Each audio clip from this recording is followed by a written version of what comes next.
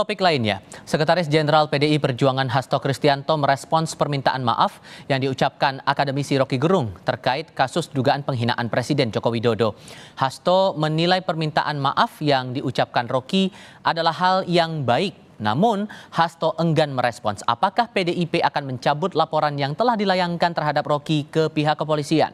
Kemarin, Roky Gerung melontarkan permintaan maaf lantaran telah menimbulkan kegaduhan dan perselisihan akibat pernyataannya.